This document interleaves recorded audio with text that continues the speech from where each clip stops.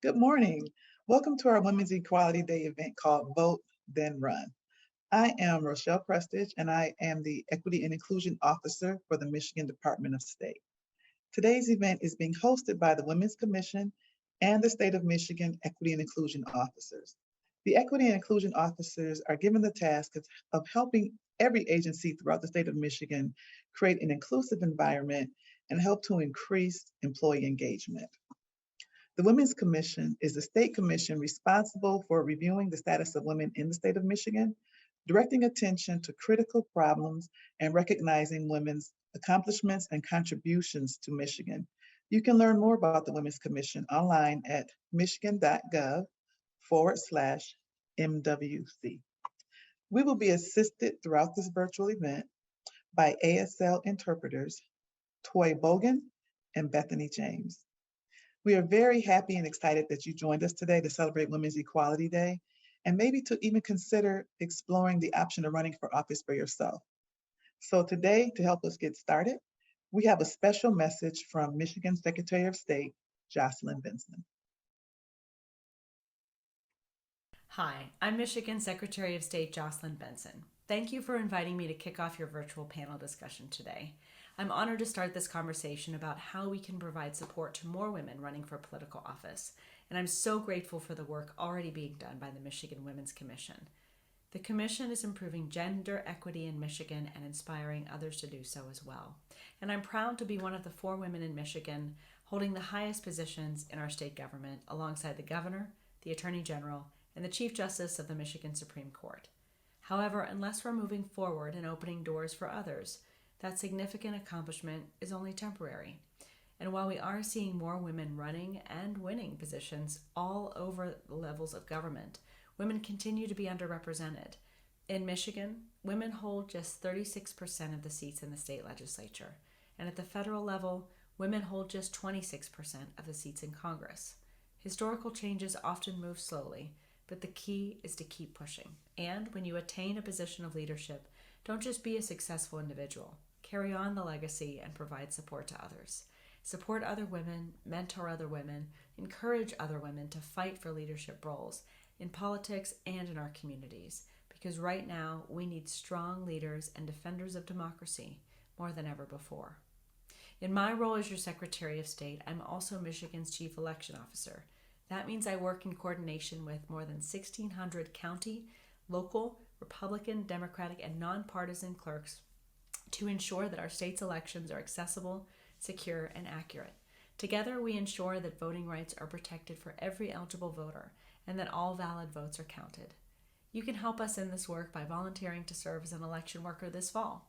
There's no better way to see firsthand how securely and fairly our elections are carried out, and it's easy to sign up at michigan.gov/democracymvp. We need community-minded people of integrity serving on the front lines of democracy, and I hope you'll consider joining us. Just as importantly, I hope you all make a plan to vote this November. You can do so from home, at your local clerk's office with an absentee ballot in the 40 days prior to Election Day, or at your local polling place on Election Day itself. And I hope you'll do so because the more you participate in our democracy, the stronger it becomes. Thank you again for inviting me to speak with you today. I hope you have a great discussion, and I'm happy to answer a few questions.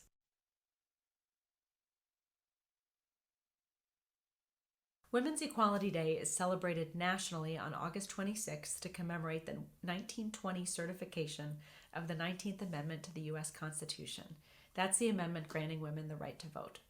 This day is also an opportunity to recognize that not all women in America could immediately access that right because of their race. Even today, civil rights leaders have continued fighting to ensure full voting rights are available for all Americans and to prevent discrimination in voting laws and other procedures. So while we celebrate our progress in the fight today, the battle for racial and gender equality is far from over, and it's on all of us to hear the call and do our part.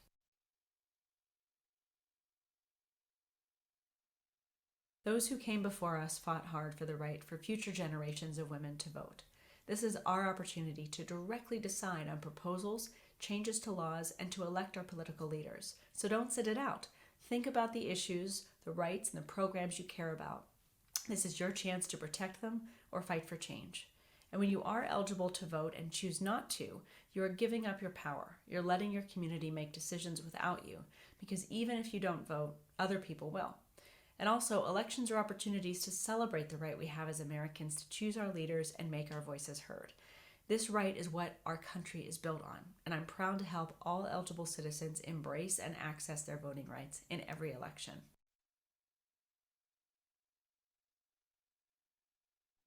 The most important thing you can do to defend democracy is participate in it by voting, but you can also do more. As I mentioned, you can visit michigan.gov/democracymvp to sign up to be an election worker, which is critically important.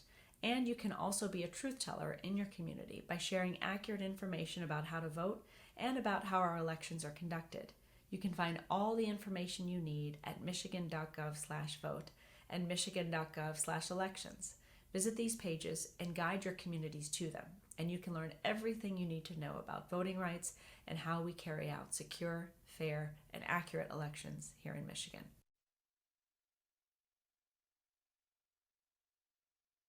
Women should run for office to help lead our state and make it stronger. Just by running, we strengthen our democracy and shape the discourse in our communities. And when we hold public office, we have the opportunity to make Michigan a better place to live for women and for everyone. Your voice, your experience, your knowledge is vital to the policy discussions and decisions that are made at every level of government, and fair-minded people of integrity are needed in politics on both sides of the aisle, now more than ever.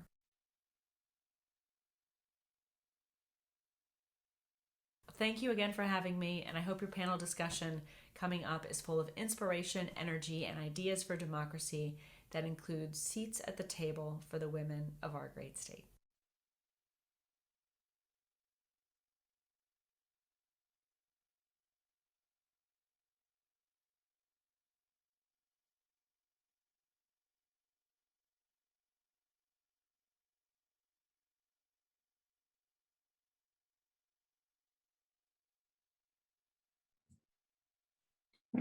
We will now be joined by Keisha Garrett.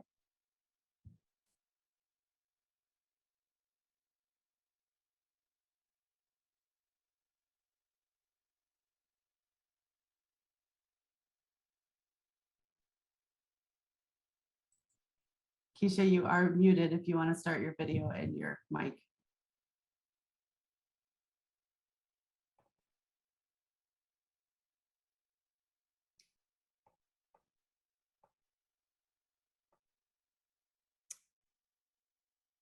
Good morning. Thank you, Secretary Benson. My name is Keisha Garrett, and I am the Diversity and Equity Inclusion Officer for Michigan State Lottery. So what I'm going to talk to you today about is what elected offices can I run for? So we know that voting is important, and Secretary Benson has inspired us to think about running for elected offices ourselves. But where do we go? Where do we even start? There are roughly 519,000 elected offices in the United States, give or take. How do we know which one of those offices we could run for? For most of them, it matters where you live and which government boundaries surround you. To help get us thinking, I'm going to just share a very broad view and a quick overview for us here in Michigan.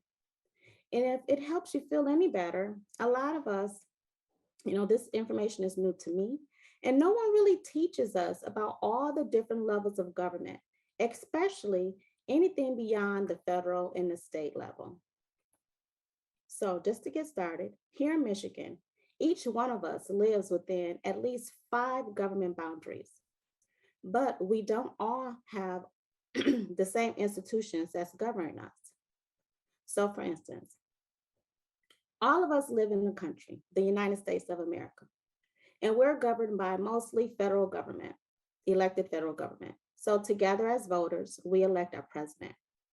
The voters of each state elect their 2 US senators, and each state is divided into congressional districts, where the people living inside that district choose one person to represent them in the US House of Representatives. Then we think about the state.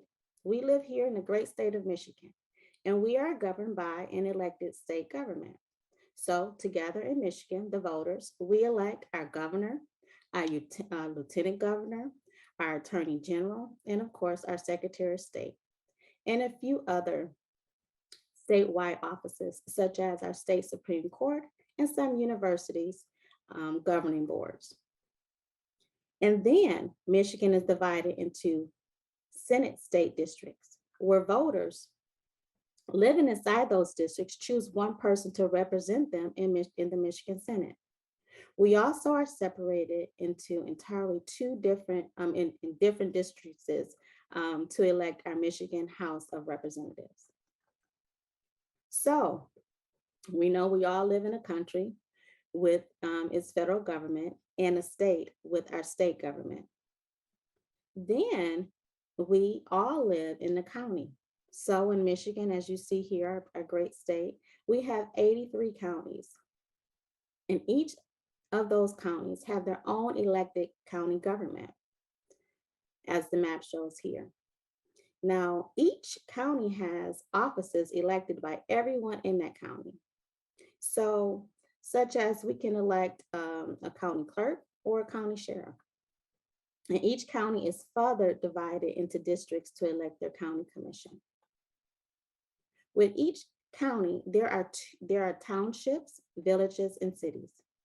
Each have their own local government of elected officials. So depending on where you live, you may elect a township board, a village council, or a city council, along with several other offices.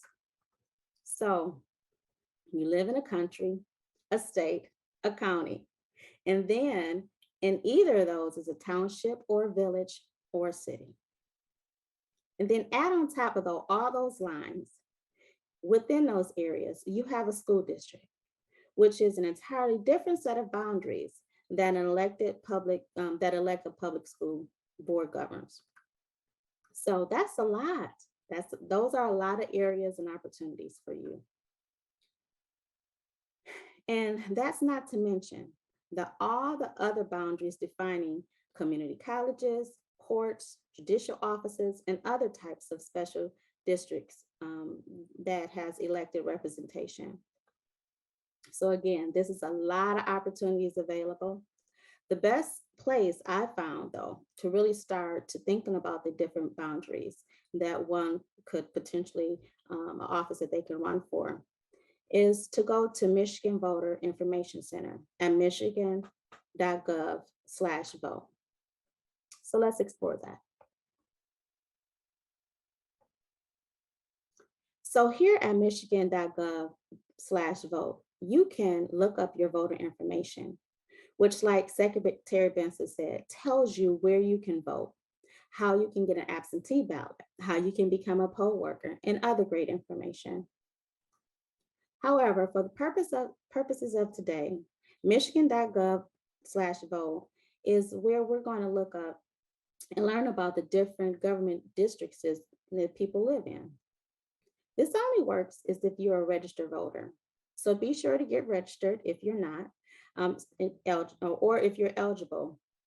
So just make sure you get registered to vote. But if you're not registered to vote, you can maybe talk to a registered voter in your home or your neighborhood to look up their information and share the information with you as far as the different districts within your area. To get started, go to michigan.gov/vote and you can click on your voter information at the top. Let's go here. Let's see.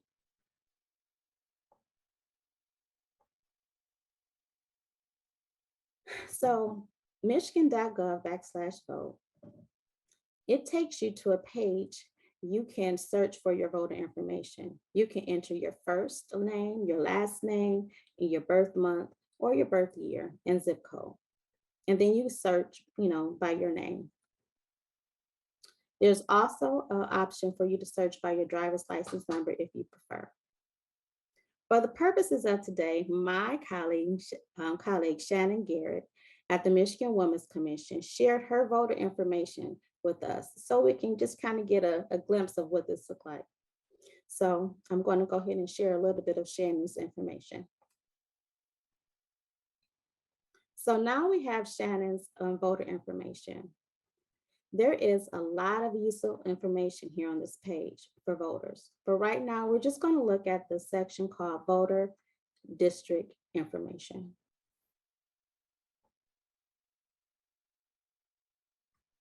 Under voter district information is where you can start to see some of those government details and districts that can help Shannon begin to think about which levels of government or which offices she's interested in running for. So as you can see here, we know Shannon lives in the United States, and here we see that she lives in and could run for the Michigan 1st Congressional District seat in the federal US Congress. And at the state level, Shannon can run for one of Michigan's statewide offices like the governor or secretary of state or Supreme Court. She could also run for the 103rd District Michigan House of Representatives seat or the 37th District Michigan Senate seat. At the top here, we see that Shannon lives in Grand Traverse County, which means she could run for the county-wide seat, like the county prosecutor or the county clerk. Or she can run for Grand Traverse County's 7th District County Commission seat. At the top, we see that Shannon's local jurisdiction is a township, not a city, but a township. And the name of this township is Peninsula Township. So she can run for any Peninsula Township's elected offices. Shannon can also see which public school district and other special districts she lives in. Some of these are like the Traverse City Area Public School Board. They have elected offices. Others like the Traverse Area District Library, those are appointed positions as well. So your local boards, library boards, community colleges, or other special districts may have publicly elected or appointed positions. So it just basically all depends on where you live and what governing districts were created for you. While this voter information does not tell us every single elected seat that Shannon or you are looking at your own record could run for, it does help us narrow down which governments to explore for opportunities. For some other things to think about when thinking about running for office, I am happy to turn it over now to Rochelle for our panel and women sharing their experiences in elected offices. Thank you so very much. All right. Thank you, Keisha, for that quick glance at the many opportunities that we have to serve our communities as elected officers. Now, to help us get a better glimpse and have a better understanding of what it means to serve, I'm happy to be joined by three phenomenal women who have all been where you are, trying to figure out whether to run, what to run for, how to run it, and any other questions that you may have had. So first, we have Christy Dugan, who is a colleague here at the state government. She is an election specialist in the Michigan Department of State. And while working as a state employee, Christy also found time to serve as an elected council member for the Village of Sparta for 12 years. And she was elected village president for 6 years. And she left that post in 2020. So let's welcome Christy. And next we have Dr. Brandy Lovelady Mitchell. She was elected to the Grand Rapids Community College Board of Trustees on November 4th, 2020 for a 6-year term. So she'll be there till 2026. In addition to serving education as an elected community college trustee, Brandy was also recently named the Grand Rapids Public Schools Deputy Director for Pre-K through 12 Academics and Leadership. And she was appointed to this position by the elected members of the Grand Rapids Board of Education, which is the body that governs the Grand Rapids public school system. And last but definitely not least, we have Gabriela Santiago Romero. She is a newly elected Detroit City Council member, having run for and won the council's 6th district seat just last year. She's a community activist and organizer, and prior to serving on the city council, Gabriela was the policy and research director at We the People Michigan. So welcome to all of you. So to get us started, I'm going to ask each of you to briefly describe your elected office. Who do you represent? What are you what are you responsible for? So whoever wants to go first, just jump in. Christy, go ahead. I just saw you unmute yourself. Oh, thank you. Well, I am not currently serving, but as Rochelle mentioned, I served on the Sparta Village Council, and when I moved home after college, I was one of them boomerang kids that moved back in with my folks and was looking for a little direction. And I was at the gym working out and was approached by then the current village president. And she said that her daughter knew me in college and thought I would be a good representative. So I served with the Sparta Village Council, which is about 20 minutes north of Grand Rapids. And it's a community of about 4,500 people. And the main roles were oversight of public service delivery, whether it be public infrastructure, water, sewer, roads, snow removal, code enforcement, letting my friends and neighbors know that they still needed to, that they lived in a community where they needed to keep things up. And then maybe conscientious fiscal folks to oversee the expenditure of tax dollars. We did have a professional staff that assisted us, but it is a small town where everybody knows what you're doing. So that it was a great experience with learning things I never thought I would learn. I was a poli-sci major, education, but never did I think I would understand a sewer plant or clean water at the very basic level, or making sure that the correct mixture of asphalt was used when doing road projects, or how to purchase a police cruiser or a dump truck and snowplow, all right down to that basic level. So those were my main responsibilities. But then as village president, was a later, it's like a village president, like a mayor of that, the head of that board. And that position also oversaw the agenda of the village council, worked a little bit more intimately with the professional staff, made appointments to other boards, which I was proud to appoint other women, other people of diverse backgrounds to represent their friends and neighbors in Sparta. I'll hand it off. Hi, everyone. Good morning. My name is Carla Santiago Romero. I am the Detroit City Council member here in District 6, overseeing neighborhoods such as Southwest Detroit, Corktown, Midtown, a little bit of downtown, and we are the legislative branch. The City of Detroit has a strong mayoral executive side, and then we're the legislative side to definitely be a checks and balance. What we do is we approve budgets, we write ordinances, resolutions, pass policies that will make processes and quality of life for people much better than what it is today. That's really why I did this, is being a native Detroiter, being an immigrant from Mexico, growing up in poverty in Southwest Detroit, and just learning about the systemic issues that we deal with, and being inspired by incredible women of color like Rashida Tlaib, who was my congresswoman, really showed me that those of us that are closer to the pain should be closer to the power, and setting up better systems to better serve us. So excited to be here. I highly encourage anyone that might be thinking about running to do so, and I'm happy to answer any more questions. With that, I'll hand it over to Dr. Brandy. Thank you. Good morning. And I'll pick up where she left off in terms of, even if you're on this call, that means that there's something that's kind of percolating your interest to run, and would encourage you to explore this. And so my name is Dr. Brandy Lovelady Mitchell, and I am on this panel because I am an elected trustee for the Grand Rapids Community College.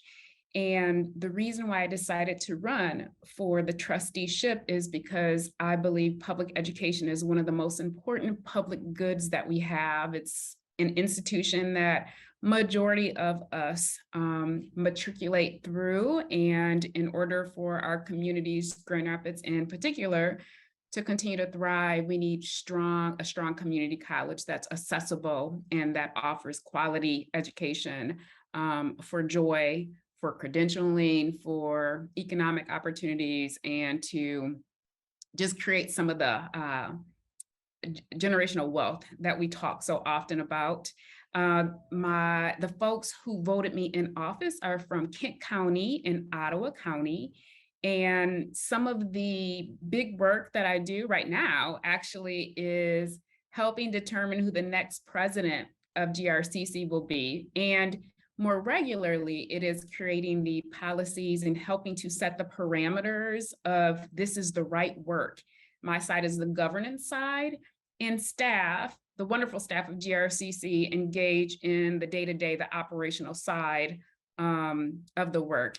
And in layman's term, I would say being on the board is kind of like saying this is the right work that is aligned with our institution's values. So happy to be on the panel and excited that folks are at least thinking about running or on this call to learn more about running. So thank you. I'll pass it back over to Ms. Rochelle. Thank you. Thank you all for sharing your experiences and what you're doing as elected officials. So the Women's Commission has several students working with them this year.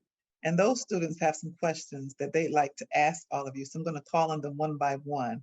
And the first one, I'll call on Olivia first.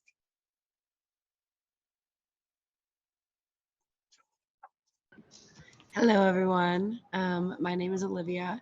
My question is, how did you decide that you wanted to run for office?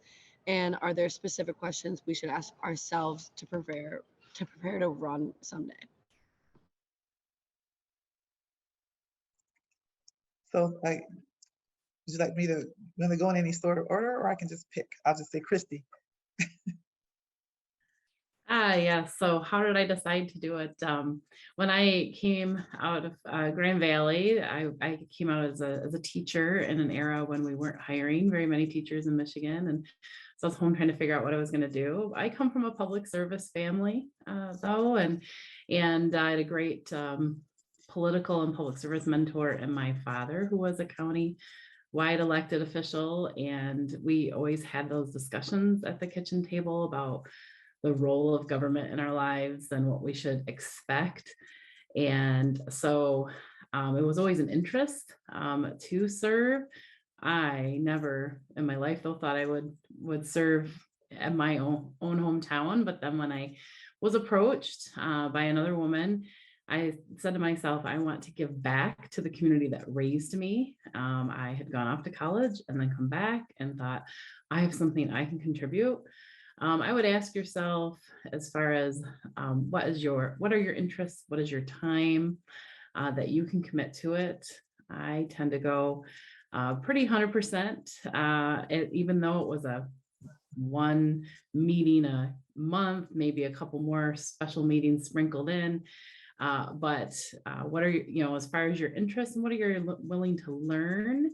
And are you willing to let the folks who may be cutting your hair or approaching you in the grocery store to ask you those questions at any spot? Because it does you kind of live it and breathe it, and you are definitely a big part of the community. But it's been a blessing to my life for sure.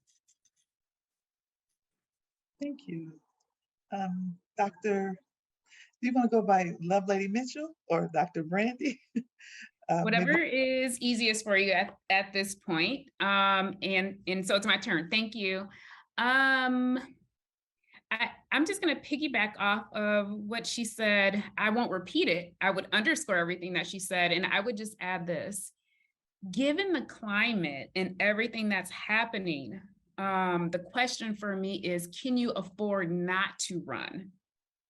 There is a reason why that thing is bothering you, or that vision that you want to see for all people. That nudging is awakening for a reason. So my enduring question for you is, can you afford not to run, and can your community afford for you not to run?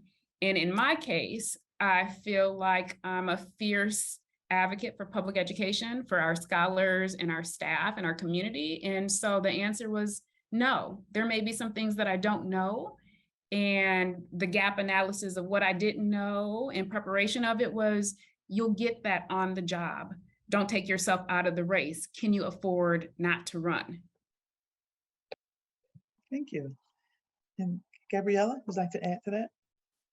Sure. To the first question of why we decided to run, or how we came to this decision, I forget what the status, but women, especially with women of color, have to be asked to run like over 10 times in order for it to happen. I remember the first time that I was even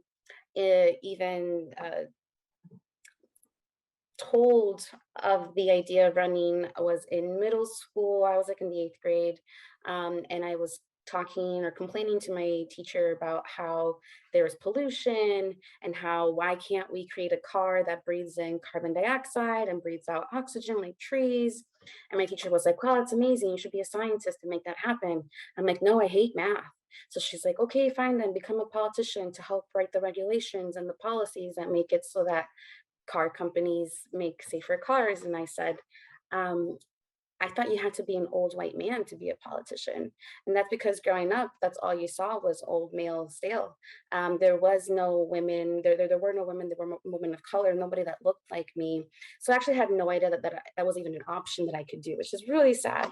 So I kind of laughed it off. And I guess that seed was planted because then throughout my life, being raised in the city of Detroit, I am surrounded by incredible organizers and social justice warriors, people that really fight for each other and support one another. And from this place came incredible leaders, women of color in particular, that have all told me to run for office since I was like 18. So my former councilwomen, Raquel Quesada Lopez, Rashida Tlaib, Stephanie Chang, all women from immigrant backgrounds, from working class, working poor families, letting me know that they see me as a possibility to take on this work. So that was really inspiring and encouraging to me. But what I asked myself and what I think everyone else should ask themselves if they're thinking about running, and maybe this isn't the right question, it's just because I'm a woman, so it's just, a very real thing that we have to deal with, which is, are you ready? And I don't know if we will ever really be ready. I know for myself, I went through every single how to run for office training. I talked to many people many times. And I think ultimately the only answer that you need to have for that question is really an answer to another question, and that's to why. Why do you want to do this? And if your why is to serve, if your why is to fight for your community, if your why is to create change, real, sustainable, tangible, systemic change, then I think you're ready. And I don't think that you need to go through every how to run for office training or talk to every single person that you know that's in office. Do some of that work to be prepared, and we want to be the most prepared that we can be. But I think as long as you have the values and ask yourself, what are those values?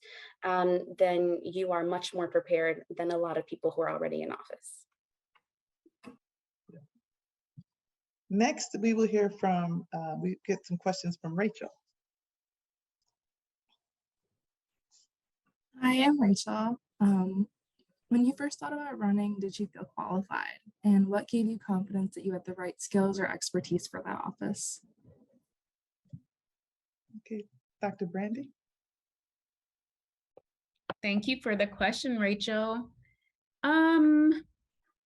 No, I didn't feel qualified in terms of people said, oh, you're a politician, and that is not an identity that I really hold.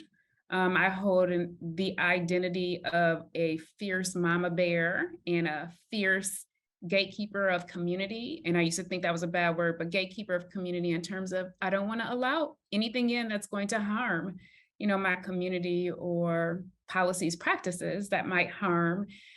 So in some ways, I think that what it goes back to what Ms. Gabriella said in terms of we have to reframe the narrative and think outside of the box in terms of, it doesn't mean that you went to policy school or that you did A, B, and C the traditional way. It's more of, there is a need in our community and something that's nagging at you that you know requires addressing root issues, systemic thinking and policies and things like that. So if I'm thinking in that way, which is counter narrative, I think, and countercultural, then yes, I was ready. I also think some of the joy and the pain of our community prepares us to be ready. So I would encourage folks to think outside of the box, because in particular, we will break down a thing. So we know all the different things, traditionally what you need to do, and create checklists and think we have to hit each one before we jump into something. And other people don't live like that. And honestly, the urgency of today and the issues that we're wrestling with today require us to jump in as is and be adaptive leaders, learn, transform, ask the questions, do your due diligence, and keep it moving. So that's what I would say. Ms. Rochelle? Thank you. Gabriella, can you add anything? Very much agree. I did not feel prepared, and yet I knew that I was ready. As I mentioned, really try to prepare myself. Got my master's in social work, got my business degree, and none of these things were done with the idea of being in office one day. But since I had been told at such a young age, I felt the need to be as prepared as possible, just knowing that there might be a lot of challenges along the way. I'm really young, I just turned 30. I'm an immigrant, I'm queer, I'm a woman, I'm short. So all of these things I thought were going to be used against me, and sometimes they are. But I mean, still to this day, I carry imposter syndrome, which I have to work through all of the time. And I think it's a journey. Thankfully, I am growing in my confidence in this work as well. Every single day, I feel more settled and grounded um, and confident in this work. It's just that I think, unfortunately, we have generations of harm that we need to undo as women in this country and in this world, as women of color. And I think we should be honest, because I think if I'm not the only one that's going through this, there are many other people that are working through this. And I think that it's normal. It's not our fault. If anything, it's a result of the systems that have been set in place to make us feel this way. So definitely be kind to yourself, and work through the hard patches, and know that that people voted for you for a reason. People already trust you. People already know that you can do this work. I mean, we won our race with 75% of the votes. So I should have that much confidence, 75% of confidence in me or more, to be able to do this. So I just remind myself that I'm here for a reason. Thank you. Christy?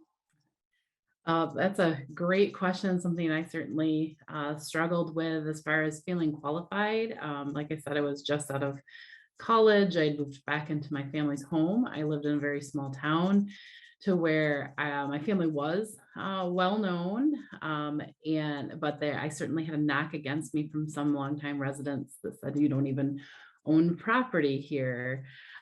What can you know about spending my tax dollars and supporting property rights and that sort of thing?" But I was going to grow with that.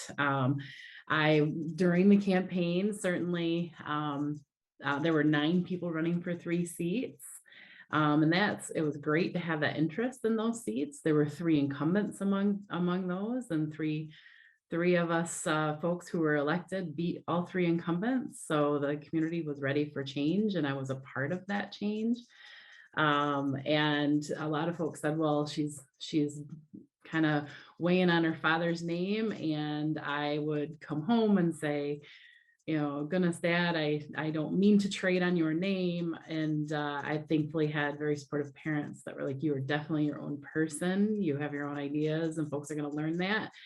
And I was subsequently reelected twice to the village council. And so that, having showed my neighbors that they had trust in me and the decisions that I could make. But like I said in the opening, I never envisioned I would become knowledgeable about the workings of a sewer plant. And I had an education and political background. And I literally had to learn when it was the village's responsibility or the homeowner's responsibility when there was a backup, and literally little things like watching a video of that activity to determine that. I didn't feel qualified in those situations, but each experience built upon itself, and you have to have confidence that you have the ability to take it in and analyze and build upon each decision that you will make, and know that there are also other members of the council that are serving with you, and they also have diverse backgrounds. So whatever board you may run for, that you're going to learn from them and keep building on your knowledge base. And then of course, all the maybe professional advisors that a board may have, the staff of the school district or the village council, or what you do run for the legislature or the county board. There are different staff that interact with those elected positions. And I just learned to utilize all of the information that those individuals bring to you, and be confident in your own decision-making skills. Thank you. Next, we'll hear from Modupe.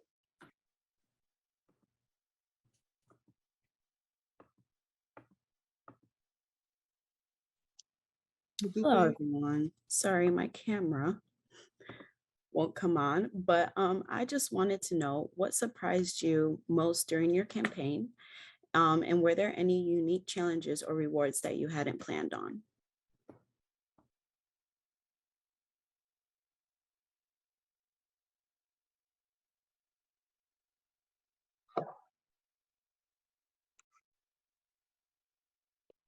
I think Go ahead. I'm sorry. I forgot that's okay. I just didn't hear anyone, and I didn't want to.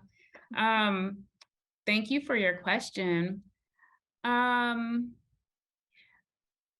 guess, looking from the outside in, because of some of the experiences that I had interacting with GRCC, I felt like I knew it well enough to want to jump in.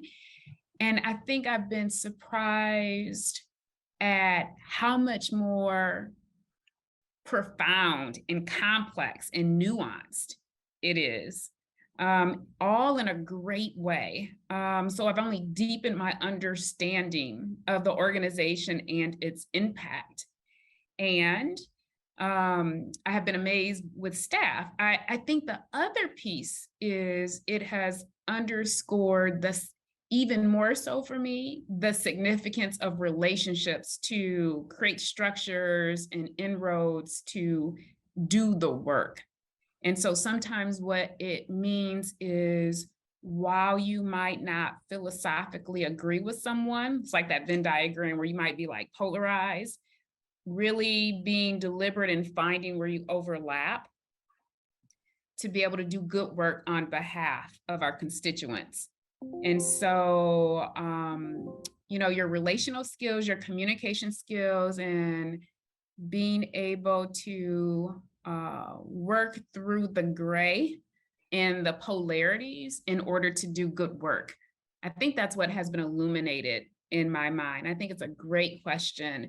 And I think you can also gain some insight to some of these dynamics by volunteering on campaigns or in offices, or if you're in the school realm, showing up and volunteering in schools and watching board meetings. You'll see some of it. Thank you, Rochelle. Thank you. Christy? So I was just kind of jotting down a few things that when I first ran in 2002. Like I said, I came from a political family, so I had a little bit of background and kind of maybe what it took to get your name out there. And yes, folks accused me of trading on my father's name, but it was my name too. I was going to claim it, and I wasn't gonna be. I kind of said I wasn't a dummy, so I copied the colors of his campaign in which he was elected countywide, used the same sign maker, so it was the same font. But I admitted that I was a little thrifty in my approach because I was funding my entire campaign. And I just wrote on it, elect Christy Dugan, not for village council, not for village president. It just said elect Christy Dugan because I thought whatever campaign I'm ever going to run for, I can always use these signs. And they're still out in my shed. But and so then people in town were like, "Oh, is she running for village president now?" So that was a lesson learned, good and bad. And then I had to learn too, like how to reach out to voters other than the signs in the yards, because I learned that signs don't vote, people do, and you need to make those people contacts. And so whether you decide to knock on people's doors and talk to them about what's important to them, or you send a mailing about your main points, things you might get to know if you're running a campaign is approaching the city and township clerks or the county clerks, depending where you're running, and get voter lists. I learned that my township clerk was helpful, another woman, and she said, "Christy, it's probably a good idea to purchase this voter list on these mailing labels. And then you can easily put them on a postcard and send them to folks." And so they recognized their little ways to support, but other things to get to know as a candidate, our campaign finance rules. And I got to understand that I personally wanted to stay under $1,000 in my investment in my campaign because that kept the paperwork simple. And so keeping an eye on things like that may be hurdles to first time candidates, but those are definitely things you learn along the way. As far as serving, rewards are definitely now, I've had the longevity in my service of 18 years to see the improvements in my community. Probably the last thing that I did was be a part of approving $350,000 in sidewalk funds, so that we can make an improvement for folks in the community. And the sidewalks now line the park that I look at across the street from my house as I work. And it's true, build it and they will come, build them and they will use them. But I certainly had my challenges in my 3 terms as village president. I had to make decisions about, or our board had to deal with members who were not fit to serve and had created headlines of a personal nature that because they served in public office, there was quite a focus on our board and whether or not we could kick them off. And so you kind of learn the challenges of making hard decisions or not having the authority to do so and having to allow the system to play out. So definitely it's, longevity allows me some perspective in those rewards and those challenges. And, but they will come, and whether you serve on the same board the whole time or you serve on multiple boards, you're going to bring all of those experiences to bear in decisions there. Thanks. Thank you. Our final student question is going to come from Gabby.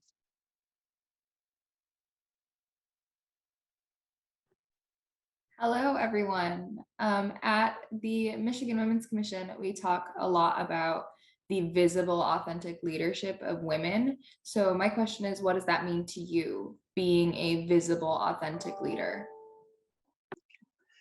Let's start with Gabriella this time. Sure, thank you for the question. I actually think this is very important for transparency and for engagement. As a community organizer, and as the policy and research director, we worked very hard to do research, to then create materials for education, for engagement. nobody likes the government. It's failed us many times, and there's definitely a need to re-engage and reimagine what government can do and what it can look like. Being someone that's young and queer and an immigrant and from the city, I actually use all of those as an asset. Um, I have an incredible team. I have a director of communications who continues to create political education materials. I do weekly videos in Spanish and in English where I talk about what we're doing on city council. We visit each zip code multiple times a year. We attend block clubs. We are very visible, we are very engaged, and we document that work.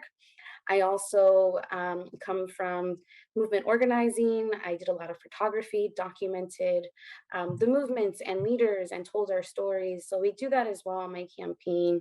And for anyone wondering, if you follow me on Instagram, it's my name, Carla Santiago Romero. We just posted our biannual mid-year review reports. And it's just really cool to see how much we've done. Even though it's my first year, I feel like I haven't done enough or I haven't done as much as I wanted to do. I did, though, give myself this year to learn, so I'm allowing myself some grace. But being able to see that report and see just how much we've done and how many spaces we've been in, and just those sheer numbers are really inspiring even to me and encouraging. So I think one thing about some politicians, especially once many of them become incumbents for 20 some years, they're not visible. We have no idea what they're doing. Quite frankly, I ran for county commissioner my first race against a 20-year incumbent, and I ran because I had no idea what she was doing for us, and we hadn't known for the past few years. And I think that's not fair. We're elected to serve. We should let people know what we're doing to serve them. I don't believe I need to know everything about your life. You're still a person. You're still allowed your own privacy. But I think it's inspiring for people to see your authentic self, leading, being creative, and engaging with them because they want to see that. They want to know that you care, that you're out there, and there's fun ways to be able to express that and to share that. Thank you. Christy, do you have anything you'd like to add? Being visible is definitely good. It's show up and show up to all the meetings, even the boring ones. I used to get asked by other community leaders who maybe were more about the Chamber of Commerce or the business side of things or the fun events, the concerts, and they say, why don't you help us volunteer and organize these things? And I say, I do. I sit during all the boring maybe meetings that you don't want to be a part of and talking about finance and that sort of thing. And so service comes in all forms, but I get showing up and being very consistent and listening and in taking in all the perspectives. Sometimes I definitely always wanted to, because I would always been brought up to speak up, and there were times when I had to get knocked back to listen first and then speak, and that held a lot more sway. But also kind of knowing who else in your community serves as well. You're not serving in a vacuum. There are other boards that you'll interact with, and how to kind of pull from those other community leaders. As far as authenticity, I would still show up at all those community events because I felt like it was important to be present, to go to the craft shows or go to the different events in town, even if they asked me to enter an apple pie eating contest in front of everyone.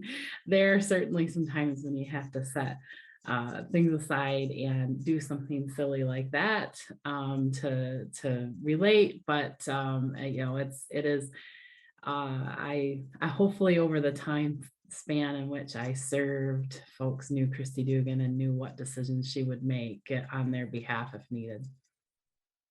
Thank you. Dr. Brandy has been called away, so she is no longer with us. But we do have a couple of questions in the chat that I'd like to ask in the next 5 minutes left. So the first one is, what resources are available to someone who is running for the first time to help them prepare for the election process?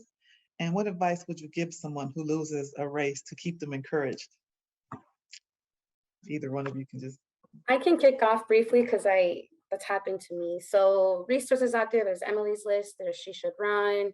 If you come from an immigrant background, there's New American Leaders. There are so many, and then I would start there, and I would even ask them for more because they are well connected into this network of trainers. I ran for office the first time when I was 28 years old. I ran against a 20-year incumbent for county commissioner because frankly, nobody knows about county commissioners and they're incredibly powerful. And I think part of the way that it's been set up is that it's majority incumbents who are not at all engaging to their residents. So we have no idea that they even exist. And to me, that didn't seem fair. I've gone through all the trainings and none of the trainings ever taught you how to run for office during a pandemic. So I was not able to knock on doors. If anything, I shifted my focus to mutual aid, which I'm really proud of because we raised $80,000, provided 300 families in my district, direct financial support. But I did lose by 1,000 absentee votes and I won election night. So it's sad. I kind of knew I was going to lose because I knew that it's about doors and dollars. And I was not raising money for my campaign and I was not knocking on doors. But similarly to Christy, when I ran next, I kept my same branding. I kept the same lists. And I think that is why it propelled me to win so big. So definitely take your losses as lessons. And you never know who's looking at what you're doing, because it was actually my council member at that time who reached out to me and asked me to run for her seat. So fail forward. It's okay. And quite frankly, oftentimes there's something better for you that's just waiting for you after you've gone through that experience. Okay. Anything additional, Christy? I would say get to understand how to outreach to the voters, and you can do it grassroots level of knocking on doors versus sending out mailers, but understanding who is in your community and who's voting for you. And you can voting for that office, you can do that by making contact with the city and township clerks within the district in which you're running. Voter information is public information. The fact that someone is registered and which type of elections they vote in, that may help you concentrate your resources. If you see that someone only votes every 4 years in the presidential, but not in the odd years when the city council's up, that may tell you how much effort you need to take to reach out to them. Or you may have your different levels. So I would utilize some of those publicly accessible bits of information as well, and other organizations like Gabriella pointed out. I was a little smaller, certainly, and so I was able to just kind of do it on the voter lists. But those are huge, and those clerks know your communities as well. They're good resources. Thank you. So we have 2 minutes left, and I'll try to squeeze in this one last question. And what are the best volunteer opportunities that could be a good background before running for an office? So briefly, both of you or one of you if you could answer that, that'd be great. I would say from the municipal perspective, if you're wanting to get engaged in your local community, whether it be city, village, township, or county, there are certainly a lot of appointed boards that you can apply for, whether it be a planning commission or a zoning board or other oversight boards and organizational boards. So look on your county's website, your municipal website, and reach out and say, I'm available and want to bring my talents to bear. Yeah, there's always an election happening. Volunteer for an election. Just start there and see if you like it, because you might not, and you might just want to do the volunteer or the background work. So find a campaign, find a candidate near you, and support them. Thank you. So I wish we had more time left, but we are at the end of our allotted time. So I'd like to thank all of you who participated on behalf of the Women's Commission and of the State of Michigan Equity and Inclusion Officers. We appreciate your time and your expertise, and thank you for joining us. Have a great day. Thank you.